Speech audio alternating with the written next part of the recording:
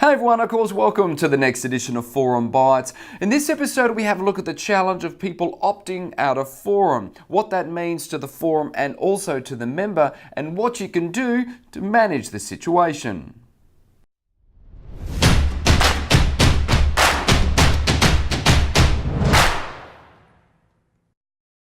So you've got someone within your forum that's thinking of opting out of the forum experience, but they still want to remain an EO member. Or of course, you may be a person thinking about or even have opted out of the forum experience for a lot of different reasons.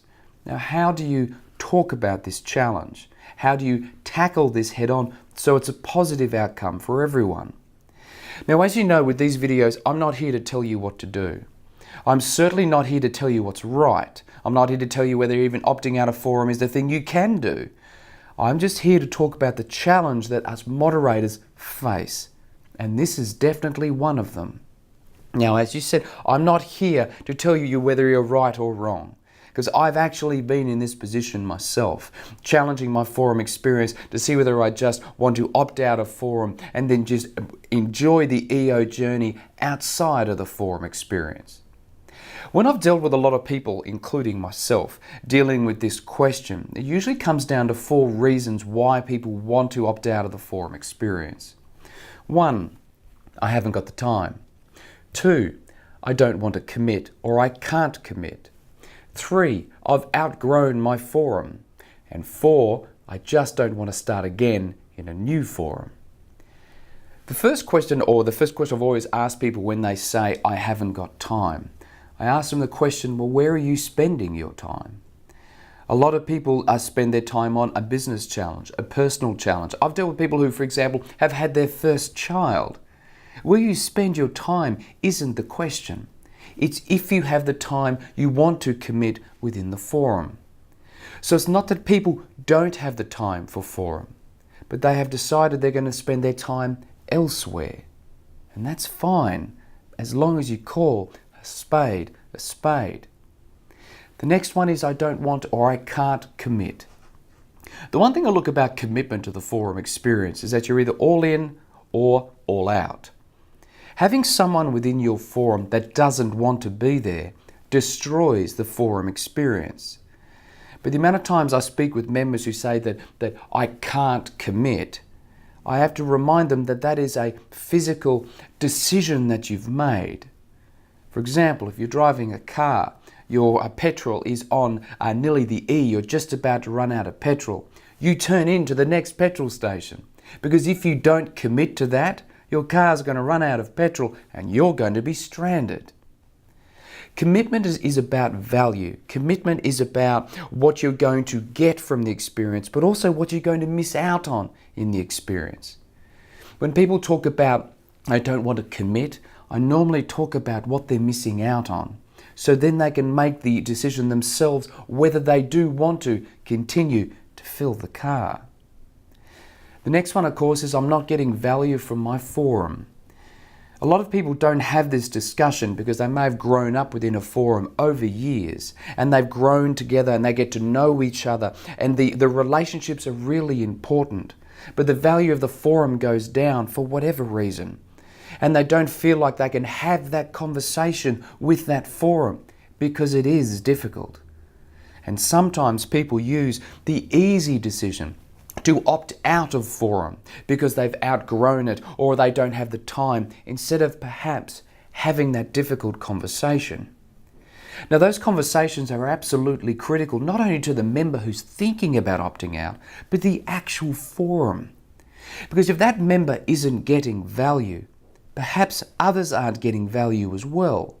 And if that's the case, we all have an obligation to talk about that.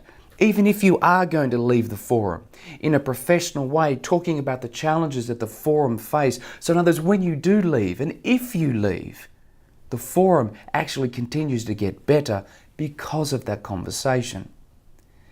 And the last one I get from a lot of people as well is that I just don't want to start again. This is where I was at. As some of you know, I've been in the same forum with some of the same people since I joined EO 14 years ago.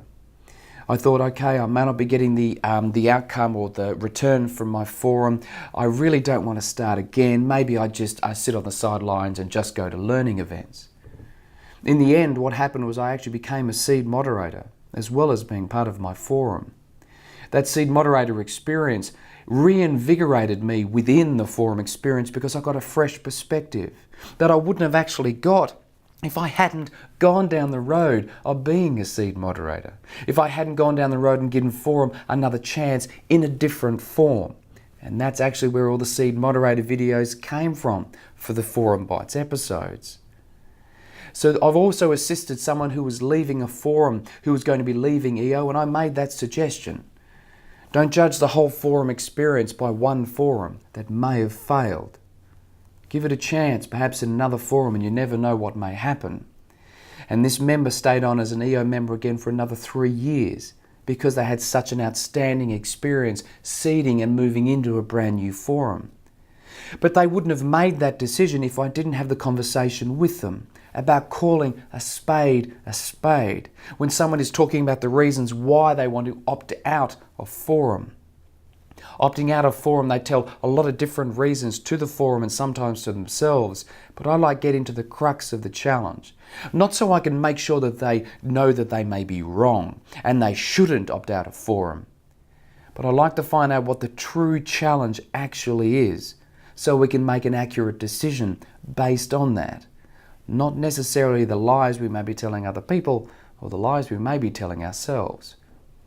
As I said at the very beginning, this is not about talking about whether opting out of forum is a good or a bad thing. But I do want to remind everyone that there is a lot of different forum experiences out there now than there ever used to be. I'm about to do a one-on-one with Bowen to actually talk about the One Forum framework that's coming out. That outlines the many different types of forum experience that we can have outside of our chapter forum.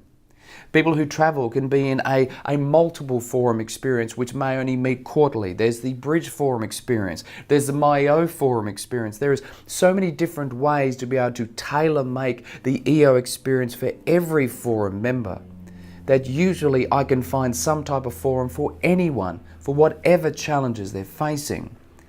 The only decision you actually do need to make is, do you want to commit to the forum experience or not?